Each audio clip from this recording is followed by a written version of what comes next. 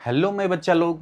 तो आज के इस वीडियो में हम लोग पढ़ने वाले हैं क्लास 10th बायोलॉजी का चैप्टर है लाइफ प्रोसेस। ओके स्टूडेंट्स, तो लाइफ प्रोसेस के अंदर आइए हम लोग बात करते हैं कि लाइफ प्रोसेस में आपको पढ़ना क्या है। ठीक है, देखो लाइफ प्रोसेस में स्टूडेंट यहाँ पर आपको पढ़ना है लिविंग ऑर्गेनिज्म।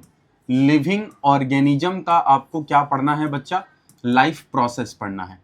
लिविंग ऑर्गेनिजम्स का लाइफ प्रोसेस पढ़ना है। एक बात आपको समझ में आनी चाहिए कि लिविंग ऑर्गेनिज्म हमारे अर्थ पे, ऑन अर्थ, हमारे अर्थ पे बच्चा जो लिविंग ऑर्गेनिजम्स हैं वो मेजरली 3 फॉर्म में पाए जाते हैं। मेजरली 3 फॉर्म्स में प्रेजेंट होते हैं, जिसमें कि बच्चा आता है प्लांट्स।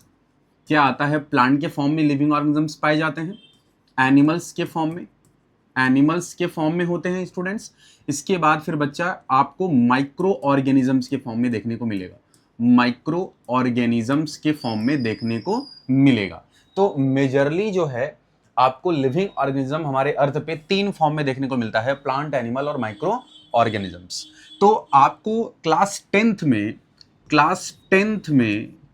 टेंथ के चैप्टर में आपको केवल प्लांट्स का एंड एनिमल्स का, केवल प्लांट और एनिमल का बच्चा आपको लाइफ प्रोसेस पढ़ना है। किसका पढ़ना है? प्लांट और एनिमल का लाइफ प्रोसेस पढ़ना है।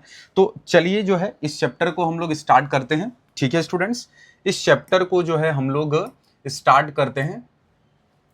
ठीक है, और सबसे पहले हम लोग क्या देखने वाले हैं? सबसे पहले जो है हम लोग इसमें यहाँ पर जैसा कि आप देख रहे हो, यहाँ पे हम सबसे पहले क्या पढ़ने वाले हैं?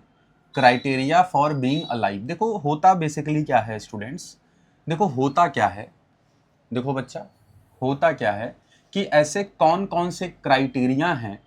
ठीक है स्टूडेंट्स, ऐसे कौन कौन से क्राइटेरिया हैं जो कि अलाइव करते हैं ऑर्गेनिजम्स को, जिससे कि ये पता चलता है कि वो लिविंग ऑर्गेनिजम्स जिंदा है। वो कौन से क्राइटेरिया हैं? देखो क्राइटेरिया तो बहुत सारे होते हैं, लेकिन कुछ बेसिक क्राइटेरिया जो आपको जानना जरूरी है, जिसमें कि हम सबसे पहले बात करते हैं अगर लिविंग ऑर्गेनिज्म है तो मूवमेंट उसके अंदर होना चाहिए। क्या होना चाहिए बच्चा? मूवमेंट होना चाहिए। एक बात आपको बता दें बच्चा कि जो मूवमेंट होता है, जो मूवमेंट्स होते हैं, ये मूवमेंट 2 टाइप के होते हैं। ठीक है बच्चा, मूवमेंट जो होते हैं ये 2 टाइप के होते हैं। एक बात समझ लो आप, मूवमेंट 2 टाइप के होते हैं। पहला जो होता है बच्चा विजिबल मूवमेंट होता है। क्या होता है? विजिबल मूवमेंट होता है। और एक जो होता है बच्चा इनविजिबल मूवमेंट होता है। और एक जो होता है ये इनविजिबल मूवमेंट होता है। क्या होता है? इनविजिबल मूवमेंट होता है। इस बात को आप बिल्कुल सही तरीके से जानिए। ठीक है, बात समझ में आ रही है? देखो, तो मैं आपसे वही बताना चाहता हूं, विजिबल मूवमेंट। क्या? Visible movement. देखो अगर ऑर्गेनिजम्स अगर चल रहा है, मीन्स वॉकिंग है, रनिंग दौड़ रहा है, सांस ले रहा है या ग्रो कर रहा है, तो ये विजिबल मूवमेंट कहलाता है। क्या कहलाता है? विजिबल मूवमेंट कहलाता है। लेकिन अगर मैं आपसे ये कहूं कि कुछ मूवमेंट हमारे बॉडी के अंदर, लिविंग ऑर्गेनिज्म के अंदर ऐसे होते हैं जो इनविजिबल मूवमेंट होते हैं। इनविजिबल मूवमेंट जिन्हें हम देख नहीं सकते। इसलिए नहीं देख सकते क्योंकि ये हमारे सेल के अंदर पाए जाते हैं। कहां पाए जाते हैं? सेल के अंदर पाए जाते हैं। जैसे अगर मैं कहूं न्यूट्रिशन को क्या हम देख पाएंगे? बिल्कुल नहीं देख पाएंगे। क्या हम रेस्पिरेशन प्रोसेस होते हुए देख पाएंगे? क्या नहीं देख पाएंगे। तो मेरे कहने का बच्चा मतलब ट्रांसपोर्टेशन, ब्लड सर्कुलेशन क्या हम देख पाते हैं? बिल्कुल नहीं देख पाते। तो हमारे कहने का मतलब बच्चा ये है, हमारे कहने का मतलब ये है कि ये ऐसे मूवमेंट होते हैं जिन्हें हम देख नहीं पाते हैं। ठीक है, ये इनविजिबल मूवमेंट होते हैं क्योंकि ये हमारे सेल में पाए जाते हैं, ये हमारे बॉडी के अंदर होते हैं। तो इस टाइप के मूवमेंट जो होते हैं ये मॉलिक्यूलर मूवमेंट कहा जाता है। इनको क्या कहा जाता है स्टूडेंट्स? इन्हें हम मॉलिक्यूलर मूवमेंट कहते हैं। आ रही मेरी बात समझ में? हम इन्हें मॉलिक्यूलर मूवमेंट कहते हैं। और ये रियल प्रूफ है जिंदा रहने का। मीन्स लिविंग ऑर्गेनिज्म को सरवाइव करने के लिए ये जो मॉलिक्यूलर मूवमेंट होता है, it is a real proof ठीक है, ऑफ बीइंग अ लाइव। अच्छा, इसके बाद एक और पॉइंट बच्चा इंपॉर्टेंट है जिसे हम कहते हैं ग्रोथ, जिसे हम क्या कहते हैं, ग्रोथ कहते हैं। इस बात को बच्चा आप समझिए, क्या कहते हैं, ग्रोथ कहते हैं। अब आपको यहां यह जानना है कि अगर मैं आपसे कहूं कि चाहे वो एनिमल हो, चाहे वो प्लांट्स हो, चाहे वो माइक्रो ऑर्गेनिजम्स हो, स्टूडेंट्स, ग्रोथ एक इंपॉर्टेंट कैरेक्टर होता है, एक इंपॉर्टेंट फीचर होता है किसी भी लिविंग ऑर्गेनिजम्स का। इसीलिए ग्रोथ इंपॉर्टेंट होता है, चाहे वो प्लांट्स हो और चाहे वो एनिमल हो। लेकिन अगर आप प्लांट में क्या देखते हो कि ग्रोथ जो होते हैं वो मे बी स्लो हो सकते हैं, बट ये भी लाइफ की साइन है। अब आपको ये स्टेटमेंट का मीनिंग क्या होता है सर? देखो, होता क्या है बच्चा कि जब हम एक प्लांट का सीड जर्मिनेट करते हैं तो सीड सबसे पहले क्या करता है कि वो जर्मिनेशन करता है।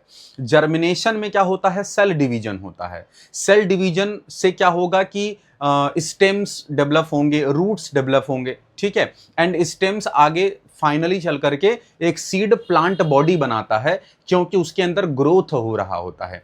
तो ये एक स्लो प्रोसेस हो सकता है, मतलब इसमें टाइम टेकिंग है, समय लग सकता है, इसका ड्यूरेशन ज्यादा हो सकता है। इसीलिए हम क्या कहते हैं कि प्लांट के अंदर ग्रोथ जो होते हैं इट मे बी स्लो, ठीक है, it may be slow, slow हो सकते हैं। लेकिन एक बात आपको यह समझ लेना है कि अगर मैं आपसे कहूं बच्चा कि एनिमल्स के अंदर जो ग्रोथ हो रहा है या जो ग्रोथ होता है ये भी क्या स्लो प्रोसेस है? ऐसा नहीं है, ऐसा नहीं है। हमारे एनिमल्स के अंदर ये फास्टर ग्रोथ होता है।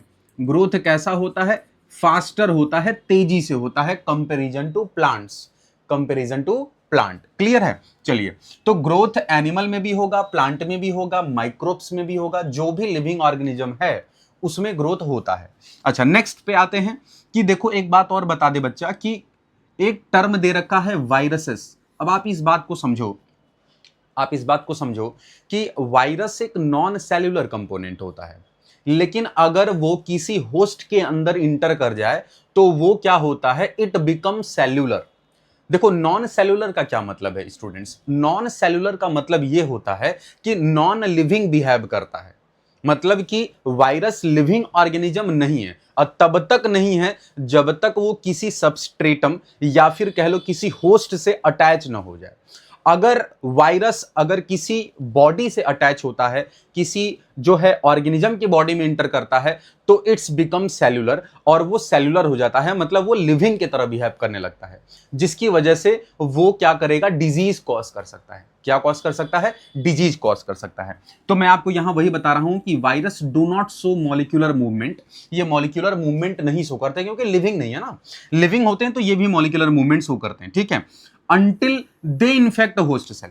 अब सवाल ये आता है कि सर अगर ये किसी बॉडी के अंदर इंटर कर गया, अगर किसी बॉडी के अंदर इंटर कर गया तब तो ये मॉलिक्यूलर मूवमेंट करेगा। बिल्कुल, मॉलिक्यूलर मूवमेंट करेगा, डिजीज कॉज करता है। अरे मेरी बात समझ, क्या कॉज करता है? डिजीज। जैसे प्लांट के अंदर एक डिजीज होता है टीएमबी, टोबैको मोजाइक वायरस। जैसे एनिमल के अंदर होता है रेट्रोवायरस, ठीक है। तो वायरल डिजीजेस प्लांट्स में भी होते हैं, वायरल डिजीजेस एनिमल्स के अंदर भी होते हैं, ठीक है। तो ये चीजें आपको बेसिक जो है आपको ये पता होना चाहिए। ओके बच्चा, तो अब फिर हम लोग आगे बढ़ते हैं, ठीक है। नेक्स्ट स्लाइड पर हम लोग जाते हैं और आगे की हम लोग बात करते हैं, ठीक है स्टूडेंट्स। तो अब इसके बाद हम लोग क्या पढ़ने वाले हैं, ध्यान से सुनिए। देखो होता क्या है, अगर मैं आपसे ये कहूं, अगर मैं आपसे ये कहूं, यहां पर आइए हम लोग देखें कि मॉलिक्यूलर मूवमेंट जो है ये क्यों होता है। इस बात को आपको समझना है बच्चा, ठीक है, इस बात को आपको समझना है।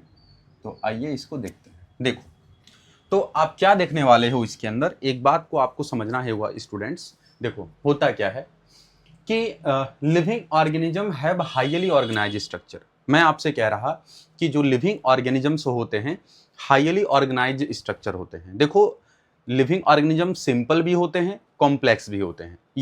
लिविंग ऑर्गेनिज्म यूनिसेलुलर भी होते हैं, मल्टी सेलुलर भी होते हैं। अगर यूनिसेलुलर होंगे तो सिंगल सेल से बने होंगे, और यदि मल्टी सेलुलर होंगे तो उनके पास सेल भी होगा, टिश्यू भी होगा, ऑर्गन भी होगा, ऑर्गन सिस्टम भी होगा, मतलब कॉम्प्लेक्स वाले होंगे, ठीक है। तो अगर आपको ये मैं बताऊं, देखो जैसा कि यहां पर क्या दे रखा हुआ है, जैसा कि आप यहां पर देख पा रहे हो, देखो बच्चा, जैसा कि आप क्या देख पा रहे हो कि सेल जो है ये ग्रुप बना करके क्या फॉर्म करेगा, टिश्यू जो है बनाता है। मतलब सेल जो है वो डिवीजन करेगा और डिवीजन करके वो क्या फॉर्म करेगा बच्चा, टिश्यू फॉर्म करेगा। उसी तरीके से टिश्यू जो होता है ये एसोसिएट होकर के ऑर्गन्स बनाते हैं, और ऑर्गन्स जो होते हैं ये आगे चल करके क्या फॉर्म करते हैं, ये आगे चल करके ऑर्गन सिस्टम फॉर्म करते हैं। और ऑर्गन सिस्टम जो होता है ये क्या करेगा, ये एक बॉडी बनाता है, इंडिविजुअल्स एक ऑर्गेनिजम्स की बॉडी बनाता है। तो मैं आपसे कह रहा कि एक हाईली ऑर्गेनाइज स्ट्रक्चर की जो यहां बात किया है, हाईली ऑर्गेनाइज स्ट्रक्चर की जो बात किया है, ये बच्चा क्या है, कॉम्प्लेक्स ऑर्गेनिजम्स को लेकर के बात किया है। किसका, कॉम्प्लेक्स ऑर्गेनिज्म की बात कर रहा है। ठीक है बच्चा, ये किसकी बात कर रहा है, ये बात कर रहा है कॉम्प्लेक्स ऑर्गेनिज्म का। समझ रहे हो मेरी बात, किसकी बात कर रहा है, ये कॉम्प्लेक्स ऑर्गेनिज्म की बात कर रहा है। ठीक है स्टूडेंट्स, तो एक तो ये हो गया कॉम्प्लेक्स बॉडी यहां पर। ठीक है स्टूडेंट्स, कॉम्प्लेक्स बॉडी की बात हो रही है। इसके बाद क्या देखोगे, environmental effects can break down disorder. मेरे कहने का क्या मतलब है, अगर लिविंग ऑर्गेनिज्म हाईली वेस्कुलराइज्ड है या हाईली ऑर्गेनाइज्ड है तो यहां पर कुछ इन्वायरमेंटल जो है क्या होते हैं, इफेक्ट होते हैं जो कि ये ब्रेक कर सकते हैं ऑर्गेनिजम्स को। जैसे कि अगर कुछ ऐसे ऑर्गेनिज्म होते हैं जो हाई टेम्परेचर पे ग्रो नहीं कर सकते हैं या ग्रो नहीं कर पाते हैं या लो टेम्परेचर पे सर्वाइव नहीं कर पाते हैं। यहां तक कि आप देख सकते हो कि पॉल्यूशन एक दे रखा है फैक्टर। पॉल्यूशन में एयर पॉल्यूशन, वाटर पॉल्यूशन, ठीक है, नॉइस पॉल्यूशन, ये सब क्या है, ये सब पॉल्यूशंस जो कि कहीं ना कहीं ऑर्गेनिज्म को अफेक्ट करते हैं, ऑर्गेनिज्म को इफेक्ट करेंगे। पैथोजेंस की बात कर ले बच्चा, पैथोजेंस आपको पता है ये डिजीज कॉज करता है। ये क्या कॉज करता है, डिजीज कॉज करता है, बीमारी फैलाता है। ठीक है, पैथोजेंस बैक्टीरिया भी हो सकता है, पैथोजन वायरस भी हो सकता है, पैथोजेंस जो है प्रोटोजोआंस भी हो सकते हैं। तो पैथोजेंस जो है जो डिजीज कॉज करते हैं उन्हीं को हम पैथोजेंस कहते हैं, चाहे वो बैक्टीरिया हो, चाहे वायरस हो, चाहे प्रोटोजोआंस हो, और भी ऐसे होते हैं पैथोजेंस। ठीक है, ये यहाँ पे देख रहे हो स्ट्रक्चर गेट्स डैमेज, मतलब होता जनरली क्या है कि अगर वायरस इंटर कर गया तो स्वाभाविक सी बात है वो टिश्यू को क्या करेगा कि डैमेज करेगा। ठीक है, और यदि कोई बैक्टीरिया इंटर कर गया तो भी कहीं ना कहीं सेल टिश्यू डैमेज होंगे इंटरनल वाले, हाँ, जिसकी वजह से क्या होता है, अलग अलग तरीके के डिजीजेस कॉज होते हैं। ठीक है स्टूडेंट्स, नेक्स्ट पॉइंट पर आते हैं। अब इसके लिए क्या होता है कि to prevent damage and death organism must constantly repair and maintain their structures. होता जनरली क्या है, देखो अब ऐसा तो है नहीं कि अगर वायरस हो, चाहे बैक्टीरिया हो, चाहे किसी भी तरह का पैथोजन हो, अगर वो हमारे बॉडी में इंटर करता है, ठीक है, तो ऐसा तो है नहीं कि हमारी बॉडी जो है एज ए डिफेंस की तरह काम नहीं करेगी। हमारी बॉडी के अंदर ऐसे सेल्स होते हैं, चाहे वो WBC के सेल्स हों, ठीक है, चाहे प्लेटलेट्स हों, ठीक है, चाहे हमारे RBC हों, चाहे हमारे बॉडी का जो इम्यून सिस्टम है, ये काम करता है स्टूडेंट। ये इम्यून सिस्टम जो होता है हमारी बॉडी के अंदर, ये डेवलप इसीलिए होता है कि वो डिफेंस करे, किसके अगेंस्ट, पैथोजेंस के अगेंस्ट। ठीक है, हमारे बॉडी को रिपेयर करता रहे टाइम टू टाइम, हमारे बॉडी को रिपेयर करे। ठीक है, और सेलुलर डिफेंस की तरह काम करता है, रिपेयर करता है, मेंटेन करता है स्ट्रक्चर्स को। चलिए नेक्स्ट आते हैं कि this maintenance requires continuous movement of molecules. कहने का क्या मतलब है, देखो हमारे बॉडी के अंदर जो सेल होता है वो कंटिन्यूअसली सेल डिवीजन करता है, और स्टूडेंट बता दें कि कंटिन्यूअसली सेल डिवीजन होता है जिसमें कि क्या होता है कि सेल जरूरत के हिसाब से रिपेयर भी करता रहता है और नए सेल्स बनाते रहते हैं और ग्रोथ में रिस्पॉन्सिबल होता है। ठीक है, तो ये चीजें जो है कंटिन्यूअसली चल रही होती हैं। ठीक है स्टूडेंट्स, आइए फिर हम लोग नेक्स्ट बात करते हैं। ठीक है स्टूडेंट्स, फिर हम लोग जो है नेक्स्ट बात करते हैं। ठीक, इसके बाद स्टूडेंट्स हम लोग बात करते हैं कि लाइफ प्रोसेस है क्या। ठीक है, क्या बात करने वाले हैं, लाइफ प्रोसेस है क्या। ठीक है, सबसे पहले आप क्या देखोगे, लाइफ प्रोसेस में क्या पढ़ना है और लाइफ प्रोसेस को हम डिफाइन कैसे कर सकते हैं। ठीक है, लाइफ प्रोसेस को हम डिफाइन कैसे कर सकते हैं।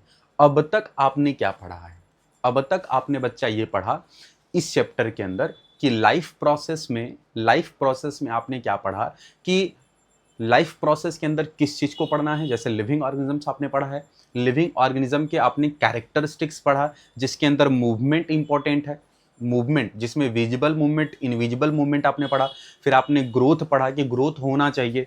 बात आ रही समझ में? तो ये जो कैरेक्टरिस्टिक्स आपने पढ़ा है, ये सब क्या है? ये लिविंग ऑर्गेनिजम्स के क्या है? कैरेक्टर हैं। अभी आप जो पढ़ने वाले हो इसमें आप पढ़ोगे कि लिविंग और लाइफ प्रोसेस होता क्या है। तो देखो, the process which together perform the maintenance job of the body are called life process. देखो, ये किसी भी ऑर्गेनिज्म पर अप्लीकेबल है। ये जो डिफिनीशन है ये किसी भी ऑर्गेनिज्म पे अप्लीकेबल है, ठीक है। आप इनके कंडीशंस क्या हैं कि जो लाइफ प्रोसेस है, ऐसा नहीं है कि केवल डे में होगा। अगर बॉडी रेस्ट कर रही है या बॉडी स्लीपिंग कंडीशन में है, सो रहा है, ठीक है, एनिमल्स, या रेस्टिंग फॉर्म में है या रेस्ट आराम कर रहा है, तो भी लाइफ प्रोसेस चल रहा होता है। तो लाइफ प्रोसेस बेसिकली क्या है कि ऑर्गेनिज्म से कनेक्ट है, ऑर्गेनिज्म के अंदर हो रही जो एक्टिविटी हैं, बायोकेमिकल एक्टिविटी हैं या सेलुलर एक्टिविटी हैं, और बॉडी के द्वारा किया गया जो फिजिकल एक्टिविटी हैं, यही सब क्या है? लाइफ प्रोसेस है।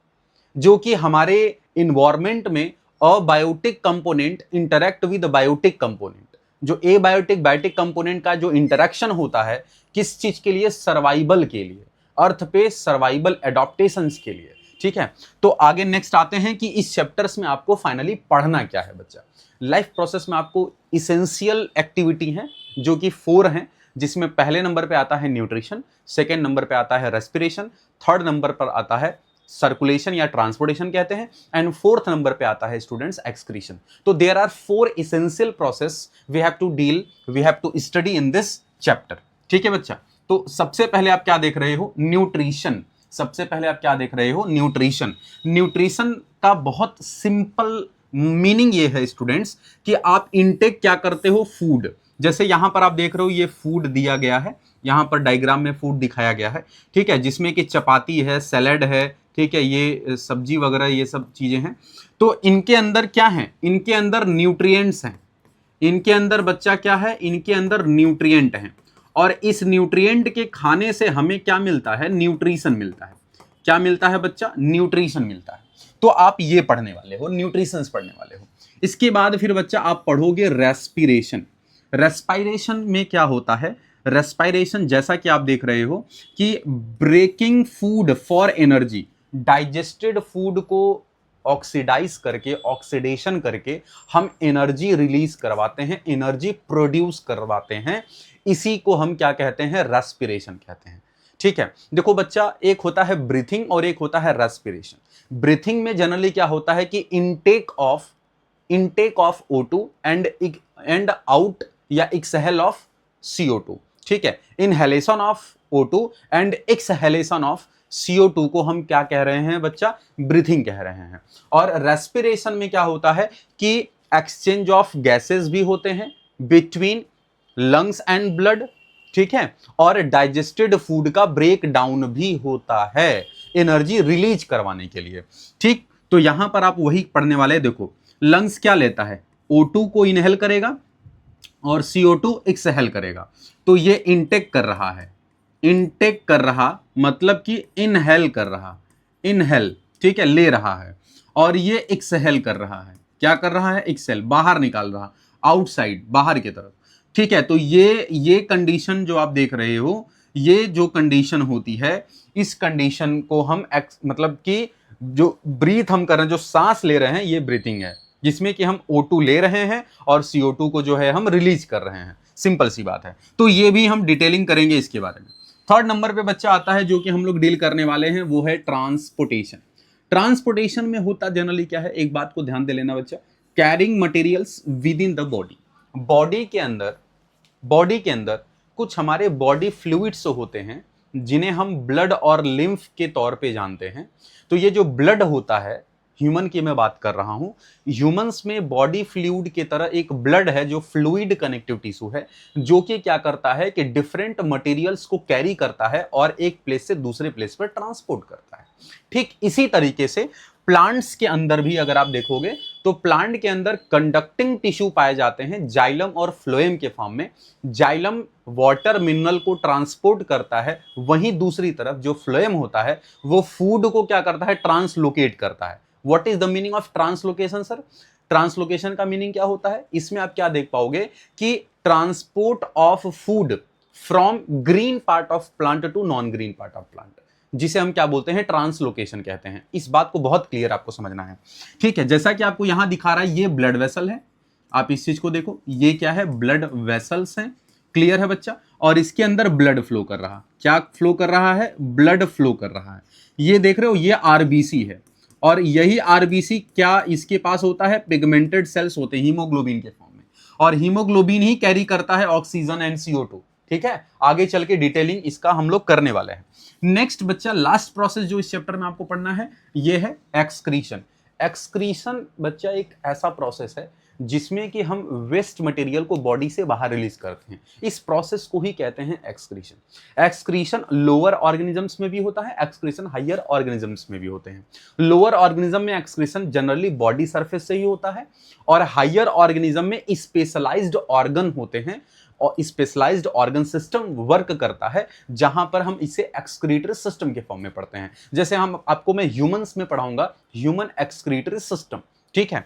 तो यहां पर आप देख पाओगे, जैसे कि आप यहां पर देख सकते हो, रिमूवल ऑफ हार्मफुल वेस्ट, इसको हम क्या करते हैं? बाहर रिलीज करते हैं। इस बात को आपको समझ में आना चाहिए। देखो, अब आपको एक बात बता दें कि ये जो डायग्राम दिया है, ये डायग्राम ह्यूमन एक्सक्रीटरी सिस्टम का दिया हुआ है। जैसे आप देखो, ये पेयर ऑफ किडनी है, ये क्या है? किडनी है, राइट एंड लेफ्ट दोनों साइड में किडनी जो है वो प्रेजेंट होता है। इसे बच्चा हम कहते हैं यूरेटर। इसे हम क्या कहते हैं बच्चा? यूरेटर कहते हैं। और ये है यूरिनरी ब्लैडर। ये क्या है बच्चा? Urinary bladder. ये यूरिनरी ब्लैडर है। और ये बच्चा क्या है? यूरेथ्रा है। ये क्या है? यूरेथ्रा। तो ये सब मिल करके एक सिस्टम परफॉर्म करते हैं जिसका नाम है ह्यूमन एक्सक्रीटरी सिस्टम, जिसके अंदर किडनी जो कि क्या करेगा? Filtration of blood. यूरेटर क्या करेगा? जो वेस्ट मैटर है, जो यूरिन है, उसको पास कराएगा यूरिनरी ब्लैडर के पास। यूरिनरी ब्लैडर क्या करता है? ये एक टेम्पोरेरी सैक है जो कि क्या करता है? यूरिन को स्टोर करता है, ठीक है, कुछ टाइम के लिए। और उसके बाद यूरेथ्रा से यूरिन को यूरिनेट कर दिया जाता है। तो ये प्रोसेस है बच्चा, जो कि आपको डिटेलिंग आगे चल के आप पढ़ने वाले हो, ठीक है। अब इसके बाद हम लोग जो है नेक्स्ट स्लाइड पर आते हैं, ठीक है स्टूडेंट्स, हम लोग नेक्स्ट स्लाइड पर आते हैं। ओके, चलिए, तैयार हैं आप लोग? तो अब आते हैं बच्चा, आपने क्या पढ़ा? आपने पढ़ लिया, देखो बच्चा, आपने पढ़ लिया, आपने क्या पढ़ लिया? देखो, आपने पढ़ा है लाइफ प्रोसेस क्या है। आपने लाइफ प्रोसेस में फिर आपने पढ़ लिया कि इसेंशियल प्रोसेस कौन कौन से हैं।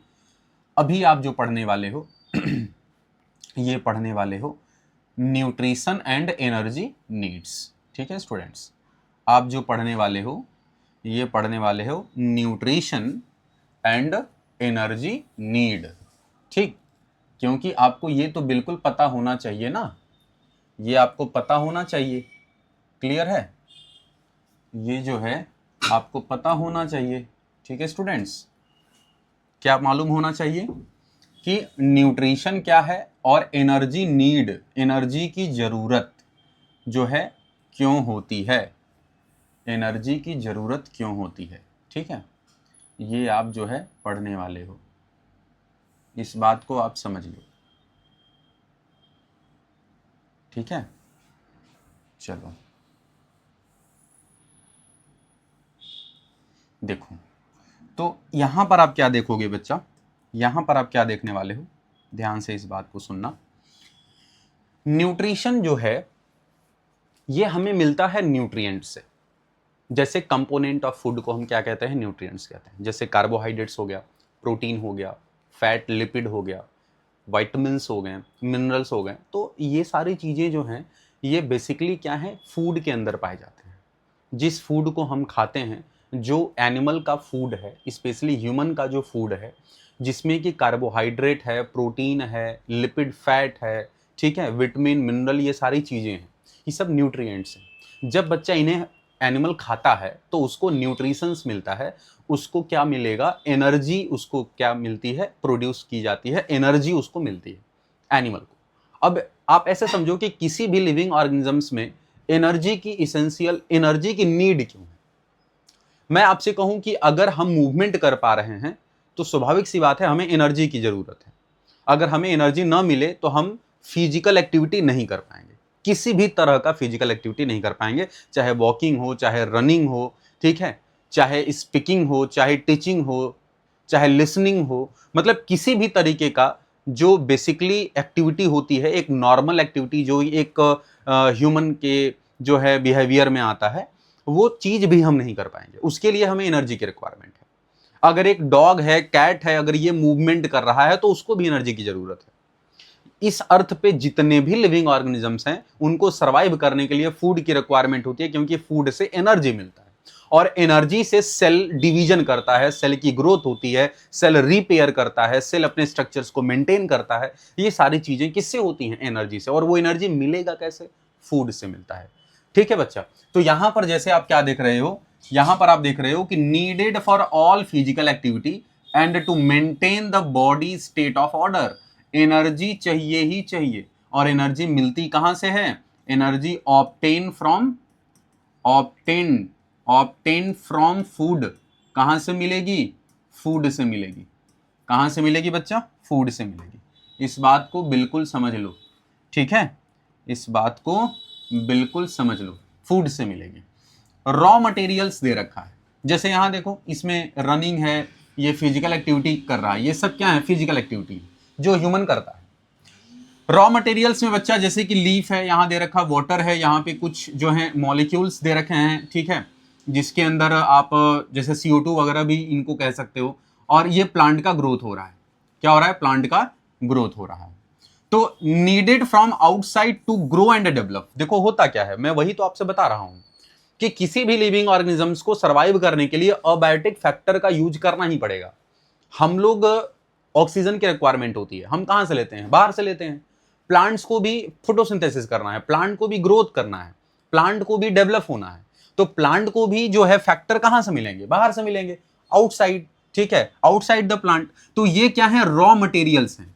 क्या है? रॉ मटेरियल है। आपको मैं एक टर्म पढ़ाऊंगा, फोटोसिंथेसिस, जहां पर मैं आपको बताऊंगा कि बेसिक रिक्वायरमेंट ऑफ फोटोसिंथेसिस क्या क्या होता है। कार्बन डाइऑक्साइड होगा, CO2, H2O होगा, उसको मतलब CO2 और H2O चाहिए, साथ में सनलाइट भी चाहिए, क्योंकि सोलर एनर्जी को केमिकल एनर्जी में कन्वर्ट करना है पिगमेंट के थ्रू। उसके बाद फिर प्लांट का, प्लांट चाहिए, जो प्लांट है, क्लोरोफिल चाहिए, जो कि कहां प्रेजेंट होता है? लीफ में। लीफ में कहां? मेजोफिल सेल्स में। क्या क्या होता है? क्लोरोप्लास्ट। क्लोरोप्लास्ट क्या कंटेन करता है? क्लोरोफिल। तो बच्चा ये सारी चीजें हम लोग जो है डिटेल करने वाले हैं। चलिए नेक्स्ट आता है स्टूडेंट फूड। अब फूड क्या है? सोर्स ऑफ एनर्जी है एंड मटेरियल्स। आपको ये मैं बहुत पहले ही बता चुका हूं कि जो फूड है वो एनर्जी का सोर्स है। इसी फूड से हमें एनर्जी मिलनी है। क्यों? क्योंकि फूड के अंदर न्यूट्रिएंट्स होते हैं और वही न्यूट्रिएंट्स हमें चाहिए। सिंपल सी बात है। इसके बाद फिर कुछ ऐसे भी फूड होते हैं बच्चा जो कार्बन बेसिस होते हैं। कुछ फूड्स ऐसे होते हैं जो कार्बन बेसिस होते हैं, जो कार्बन कंटेन करते हैं, ठीक है। जैसे आप यहां पे देख सकते हो, ये राइस है, ये चना है, ये ब्रेड है, आलमंड है, ये मिल्क है। तो ये सारी चीजें जो हैं, ये क्या है? ये सारी चीजें जो हैं क्या है? कार्बन कंटेनिंग फूड्स हैं, carbon based molecules. Hence most food is carbon based. Generally जो हम खाना खाते हैं अपने डेली लाइफ में वो कार्बन बेस्ड फूड ही होते हैं, ठीक है, जो कि जरूरत है, जिसकी एसेंशियल है हमारे बॉडी को। चलो बच्चा नेक्स्ट पॉइंट पर आते हैं, ठीक है, नेक्स्ट पॉइंट पर आते हैं। इसके बाद हम लोग जो है क्या स्टार्ट करेंगे, ठीक है। इसके बाद देखो, देखो इसके बाद फिर आप क्या पढ़ोगे?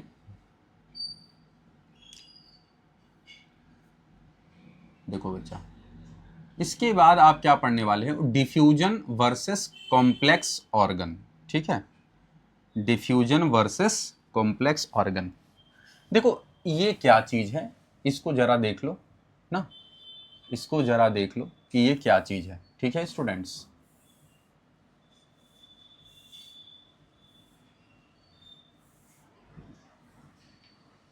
ठीक है,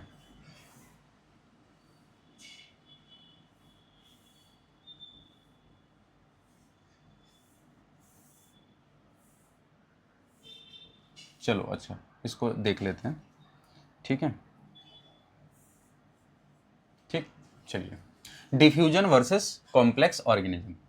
अब देखो होता बेसिकली क्या है, अगर आप डिफ्यूजन को अगर डिफाइन अगर किया जाए तो डिफ्यूजन एक ऐसा प्रोसेस है जिसमें कि किसी भी मॉलिक्यूल का जो मूवमेंट होता है वो higher concentration to lower concentration होता है।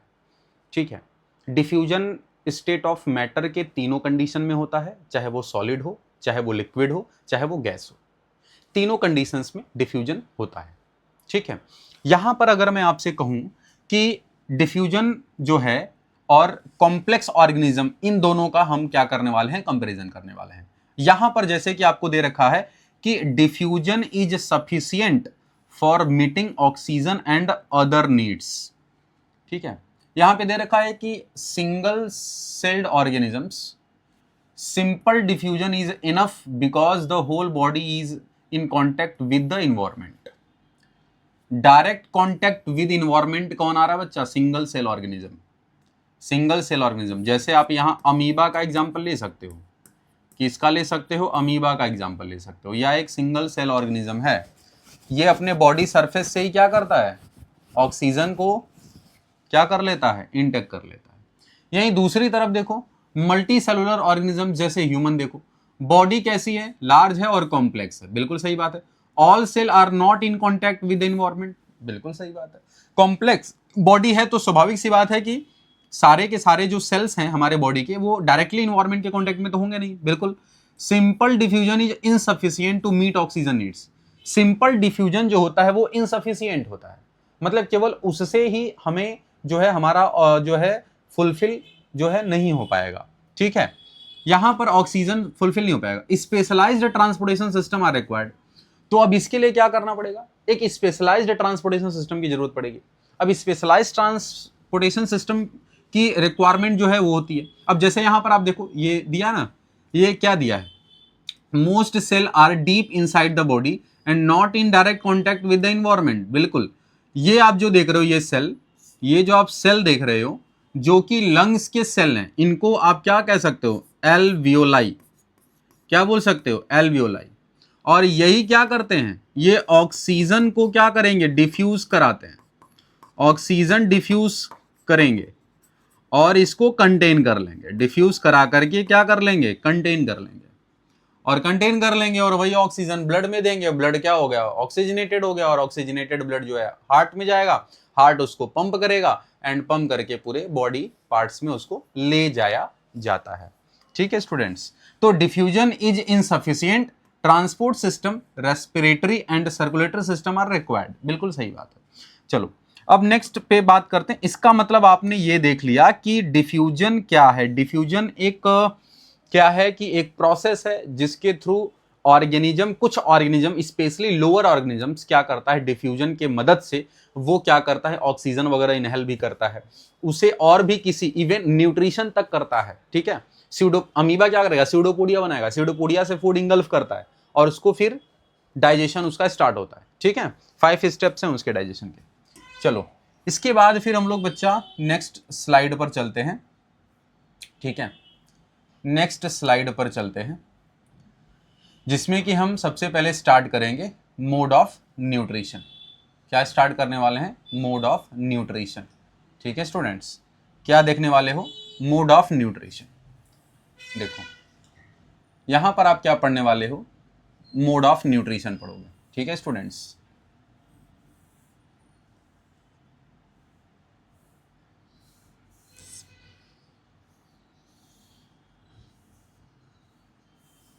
ठीक, मोड ऑफ न्यूट्रिशन, ध्यान से देखो इस चीज।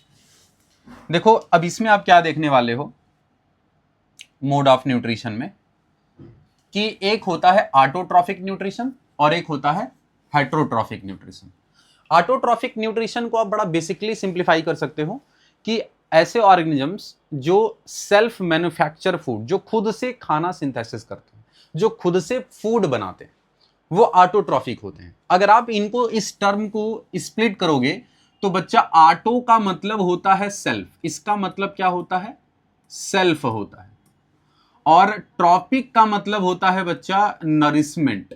क्या होता है इसका मतलब, नरिशमेंट होता है। क्या होता है, नरिशमेंट होता है। सेल्फ नरिशमेंट, खुद से फूड बनाते हैं। Organisms prepare food from inorganic source. Inorganic source क्या है? कार्बन डाइऑक्साइड और H2O। आप ये इस बात को समझना है कि ऐसे ऑर्गेनिजम्स जो इनऑर्गेनिक सोर्स का यूज करके, इनऑर्गेनिक सोर्सेस का यूज करके वो ऑर्गेनिक फूड बनाते हैं। ठीक है, अब इनऑर्गेनिक क्या है? कार्बन डाइऑक्साइड हो गया, H2O हो गया, these are the inorganic substances. और इनका यूज करके क्या बनाना? ग्लूकोज बनाना। ग्लूकोज क्या है? एक ऑर्गेनिक सोर्स है। ठीक है, तो ऐसे ऑर्गेनिजम्स जो इनऑर्गेनिक से ऑर्गेनिक फॉर्म करते हैं वो क्या है? ऑटोट्रॉप्स कहलाते हैं। स्पेशली क्या है स्टूडेंट्स? ग्रीन प्लांट्स है। क्या है? Green plants. ठीक है स्टूडेंट्स, इसमें कुछ बैक्टीरिया भी आता है, कुछ बैक्टीरिया भी आता है जो कि क्या करेगा? जो कि ऑटोट्रॉफिक होता है। जैसे एक बैक्टीरिया है उसको बोलते हैं नाइट्रोबैक्टर, एक बैक्टीरिया जिसको बोलते हैं नाइट्रो जो है कोकस, एक बैक्टीरिया जिसको हम नाइट्रोफिल कहते हैं, एक बैक्टीरिया है बच्चा उसको हम बोलते हैं नाइट्रोपर्प्यूरियस। ये सारी चीजें अलग अलग हैं, ये आपको अभी 10th लेवल पे नहीं पढ़ोगे, ये जब आप हायर क्लास में जाओगे तो वहां 11th में एक चैप्टर है बायोलॉजिकल क्लासिफिकेशन, जिसमें एक किंगडम मोनेरा करके टॉपिक है, वहां पर पढ़ोगे न्यूट्रिशन इन बैक्टीरिया, जहां पर क्या पढ़ोगे? Autotrophic and heterotrophic. तो वहां पर चीजें आपको समझ में आएंगी। चलो, अब यहां पर आप देख रहे हो कि एक फोटोसिंथेसिस के प्रोसेस में क्या क्या चीजें इन्वॉल्व होती हैं। देखो, कार्बन डाइऑक्साइड चाहिए, H2O चाहिए, ठीक है, और इधर से सनलाइट चाहिए, और इस लीफ के अंदर क्या होता है? क्लोरोफिल होता है, क्लोरोप्लास्ट कंटेन करता है। और क्लोरोप्लास्ट कहां होता है बच्चा? Inside the mesophyll cells, and mesophyll cells present in the leaf of plant. ठीक है, तो अब जैसा कि आप देख रहे हो कि इस पौधे को H2O मिल रहा है और CO2 मिल रहा है। ठीक है, तो H2O और CO2 मिल रहा है और साथ में उसको एनर्जी मिल रही है, किस फॉर्म में? सनलाइट, सोलर एनर्जी के फॉर्म में। और सोलर एनर्जी मिल रहा है और इसके अंदर फोटोसिंथेसिस होता है, जिससे कि प्रोडक्ट क्या बनेगा? फूड बनेगा। प्रोडक्ट क्या बनेगा? फूड, ग्लूकोज बनता है। ठीक है, तो organisms make their own food from simple inorganic substances. ठीक है बच्चा, यहीं अगर आप देखो हेट्रोट्रॉफिक न्यूट्रिशन, हेट्रोट्रॉफिक न्यूट्रिशन में बच्चा क्या होता है कि organisms dependent on others for food. मतलब कि जैसे हम लोग हो गए, एनिमल्स हो गए, बेसिकली एनिमल्स क्या होते हैं? अपने खाने के लिए वो सेल्फ डिपेंड नहीं होते, वो डिपेंडेंट ऑन अदर, किसी दूसरे पर निर्भर होते हैं। ऐसे ऑर्गेनिजम्स जो हैं वो हेट्रोट्रॉफिक न्यूट्रिशंस उनको कहा जाता है, या उनमें हेट्रोट्रॉफिक न्यूट्रिशन होता है। ठीक है, या फिर वो हेट्रोट्रॉप्स होते हैं। तो ऑर्गेनिजम्स डिपेंड ऑन अदर, किसके लिए? फूड के लिए। Use enzymes to break down complex food. अब होता क्या है कि एंजाइम्स का यूज करके जो वो फूड ले रहे हैं उस फूड को सिंपल फॉर्म में कन्वर्ट करने के लिए एंजाइम का यूज करते हैं। एंजाइम क्या है? एक बायो कैटलिस्ट है जो किसी भी बायोकेमिकल रिएक्शन में पार्टिसिपेट करता है विदाउट चेंज ऑफ प्रोडक्ट, वो रेट ऑफ रिएक्शन इंक्रीज करता है। ठीक है बच्चा, जैसे कार्बोहाइड्रेट को ग्लूकोज में ब्रेक डाउन करना है तो हम एंजाइम अमाइलेज का मदद लेंगे। अमाइलेज एक एंजाइम है जो कार्बोहाइड्रेट को ब्रेक करके क्या करता है? वो ग्लूकोज में कन्वर्ट करता है। ठीक है, और अमाइलेज यदि अगर हम यूज नहीं करते हैं तब क्या होगा सर? तब कार्बोहाइड्रेट ब्रेक होगा लेकिन प्रोसेस बहुत स्लो होगा। किसका? ब्रेक डाउन का प्रोसेस बहुत स्लो होगा। वही अगर एंजाइम के प्रेजेंस में हम क्या करेंगे कि रेट ऑफ रिएक्शन बढ़ा देंगे, मतलब कि प्रोसेस बहुत तेजी से होगा, फास्टर रिएक्शन होगा, फिर प्रोडक्ट भी बहुत जल्दी बन जाएंगे। तो एंजाइम का काम ये होता है कि रेट ऑफ रिएक्शन इंक्रीज कर देना। इसको आगे चल के पढ़ेंगे। एग्जाम्पल बच्चा है एनिमल और फंजाई। ठीक है, हेट्रोट्रॉफिक न्यूट्रिशन 3 टाइप के होते हैं। ठीक है, एक होता है सप्रोफिटिक, एक होता है पैरासिटिक और एक होता है होलोजोइक। ठीक है, एक होता है होलोजोइक। तो 3 टाइप का आपको यहाँ पे हेट्रोट्रॉफिक न्यूट्रिशन पढ़ना है, जिसमें सैप्रोफिटिक में फंजाई आता है जो डेड और डिकेइंग मटेरियल को खाता है, फीड करता है। ठीक है, और वहीं दूसरी तरफ अगर हम पैरासिटिक की बात करते हैं तो पैरासाइट्स जो होते हैं वो 2 तरीके के होते हैं, इक्टोपैरासाइट और इंडोपैरासाइट्स। इक्टोपैरासाइट्स मतलब ऐसे ऑर्गेनिजम्स या ऐसे पैरासाइट्स जो बॉडी के बाहर से ही न्यूट्रिशंस क्या करते हैं? लेते हैं, वो इक्टोपैरासाइट होते हैं। जैसे लीच वगैरह का एग्जाम्पल है। ठीक है, जैसे मॉस्क्वीटो हो गया। ठीक है, अब मैं आपको दूसरी तरफ इंडोपैरासाइट की अगर बात करूं तो इंडोपैरासाइट्स ऐसे ऑर्गेनिज्म जो बॉडी के अंदर जाकर के डाइजेस्टेड फूड को क्या करते हैं, एब्जॉर्ब करते हैं, मतलब न्यूट्रिशंस फीड करते हैं, वो इंडोपैरासाइट्स होते हैं। इंडोपैरासाइट्स के एग्जांपल क्या हो सकते हैं? इंडोपैरासाइट्स के एग्जांपल हैं जैसे टीनिया सोलियम, जैसे उसको टेप वॉर्म कहते हैं, और एक है फैसियोला हिपैटिका जिसको हम लीवर फ्लूक बोलते हैं। तो बच्चा ये जो ऑर्गेनिज्म है, ये ऑर्गेनिजम्स क्या हैं? इंडोपैरासाइट्स होते हैं जो होस्ट के अंदर जाकर न्यूट्रिशंस लेते हैं। क्लियर है? चलिए, यहां पर आप देख रहे हो जैसे कॉम्प्लेक्स फूड के फॉर्म में, ये तो सब जानते हो, हाँ, ये तो आज के डेट में बड़ा ही ट्रेंड है, फेमस है, पिज्जा। क्लियर? तो इसे जो है कि सिंपल मॉलिक्यूल में कन्वर्ट करना है। अब सिंपल मॉलिक्यूल में इसमें शुगर भी होता है, इसमें फैट्स भी होता है, ठीक है, ये सारी चीजें इसमें भरी पड़ी हुई हैं, फास्ट फूड है ये, तो कॉम्प्लेक्स फूड है। अब कॉम्प्लेक्स फूड को सिंपल फूड में कन्वर्ट करना है तो हमें एंजाइम की तो जरूरत पड़ेगी, और ये फूड को सिंपल फूड में, देखो ये बड़ा सा है साइज इसका, अब इसको छोटे छोटे छोटे छोटे छोटे छोटे पार्ट्स में, मॉलिक्यूल्स में इसको तोड़ दिया गया, इसको तोड़ दिया गया, ठीक है बच्चा, इसको तोड़ दिया गया। अब आप क्या देख रहे हो, अब इसके लिए क्या यूज किया गया है? एंजाइम्स यूज किया गया, ठीक है, और जब ये सिंपल फॉर्म में कन्वर्ट हो जाता है तो जो सेल है, ये सेल इसे क्या कर लेगा? एब्जॉर्ब कर लेगा। क्या कर लेगा? एब्जॉर्ब कर लेगा। यहां पर एक टर्म देखो, organisms can not make their own food, they obtain food from other organisms. ठीक है, बात समझ में आ रही है? चलो फिर आगे बढ़ते हैं। ठीक है स्टूडेंट्स, चलो इसके बाद फिर हम लोग बात करते हैं, नेक्स्ट स्लाइड पर आते हैं, और इसमें आप क्या पढ़ोगे? 3 step of photosynthesis. 3 steps of photosynthesis. इस बात को आपको जानना है कि फोटोसिंथेसिस जो है, देखो एक बात आपको समझना पड़ेगा बच्चा, एक बात आपको क्या समझना पड़ेगा, एक बात आपको क्या समझना पड़ेगा कि autotrophic nutrition and heterotrophic nutrition आपने पढ़ा है। तो ऑटोट्रॉफिक न्यूट्रिशन के अंदर एक प्रोसेस आता है, मतलब जैसे ऑर्गेनिज्म खाना खुद से बनाएगा तो कैसे बनाएगा, उसके लिए आप पढ़ते हो फोटोसिंथेसिस। फोटोसिंथेसिस क्या है? अभी आपने पढ़ा कि फोटोसिंथेसिस एक बायोकेमिकल रिएक्शन होता है जिसके अंदर इनऑर्गेनिक सोर्स को ऑर्गेनिक फूड में कन्वर्ट करने का काम करेगा।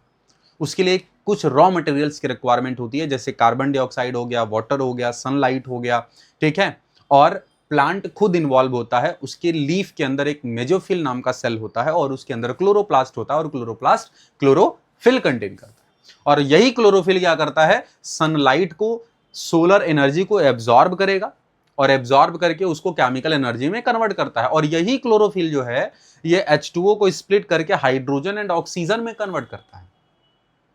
ठीक है बच्चा, और CO2 को रिड्यूस करके कार्बोहाइड्रेट बनवाया जाता है। ठीक है, तो ये सब प्रोसेस होते हैं, ठीक है, एक एक करके जो कि इसके अंदर हम लोग डील करने वाले हैं। तो 3 स्टेप्स फोटोसिंथेसिस के कौन कौन से हैं? देखो 3 स्टेप्स फोटोसिंथेसिस के कौन कौन से हैं। पहला स्टेप्स क्या है? एब्जॉर्प्शन। ध्यान दीजिएगा, पहला क्या है? एब्जॉर्प्शन। ठीक है, एब्जॉर्प्शन में आप क्या देख रहे हो? एब्जॉर्प्शन में आप देख रहे हो कि chlorophyll absorb light energy from the sun, and इसके बाद ये इनका कन्वर्जन होता है और स्प्लिटिंग होता है। कन्वर्जन किसका होगा? Light energy become chemical energy, वहीं पर वाटर स्प्लिट होकर के हाइड्रोजन एंड ऑक्सीजन में टूटता है। ठीक है, फिर इसके बाद क्या होता है? रिडक्शन। रिडक्शन में CO2 को क्या किया जाएगा? रिड्यूस किया जाएगा, और कार्बोहाइड्रेट्स जो है बनाया जाता है, मींस ग्लूकोज बनाया जाता है। ठीक है, यही 3 प्रोसेस हैं। पहला क्या है? देखो याद एकदम अच्छे से कर लेना है। पहला क्या है? पहला है बच्चा, फर्स्ट क्या है? यहां लिख दे रहा हूं, हाईलाइट कर दे रहा हूं, ठीक है। फर्स्ट क्या है? एब्जॉर्प्शन है। सेकेंड आपको पढ़ना है कन्वर्जन, कन्वर्जन, ठीक है, कन्वर्जन, और उसके बाद जो थर्ड है वो क्या है? रिडक्शन। थर्ड क्या है स्टूडेंट? रिडक्शन। ठीक है बच्चा, क्या है? रिडक्शन है, रिडक्शन है। एब्जॉर्प्शन में क्या आपने पढ़ा? सन जो सोलर एनर्जी है, सनलाइट जो सोलर एनर्जी है, इसको क्या किया जा रहा है, एब्जॉर्ब किया जा रहा है। ठीक है, किसके थ्रू एब्जॉर्ब किया जाएगा, क्लोरोफिल, क्लोरोफिल, क्लोरोफिल के थ्रू इनको एब्जॉर्ब किया जाता है। क्लोरोफिल आपको बेसिकली एक होता है क्लोरोफिल ए, एक होता है क्लोरोफिल बी, एक होता है क्लोरोफिल सी, एक होता है क्लोरोफिल डी, मतलब क्लोरोफिल अलग अलग टाइप के इनके सेल होते हैं। स्पेशली आपको दो ही टाइप के जो हैं क्लोरोफिल पिगमेंट सेल आपको यहां देखने को मिलेगा। एक क्लोरोफिल ए जो कि सोलर एनर्जी को एब्जॉर्ब करने का काम करता है। क्या करने का काम करेगा, ये कौन सा क्लोरोफिल है, क्लोरोफिल ए, जो कि एब्जॉर्ब करता है सोलर एनर्जी को। कन्वर्जन देखो, कन्वर्जन में आपने क्या पढ़ा, कन्वर्जन में आपने एक चीज पढ़ा जिसमें कि आप क्या पढ़े हो, आप कन्वर्जन में कि इस सोलर एनर्जी को कन्वर्ट किया जा रहा है केमिकल एनर्जी के फॉर्म में। किसमें, केमिकल एनर्जी के फॉर्म में। सेकंड किसका कन्वर्जन हो रहा है बच्चा, H2O को स्प्लिट करके, H2O को स्प्लिट करके, ठीक है, इसको क्या किया जा रहा है, हाइड्रोजन, हाइड्रोजन और ऑक्सीजन में इसको तोड़ा जा रहा है, ब्रेक किया जा रहा है, इसको ब्रेक किया जा रहा है।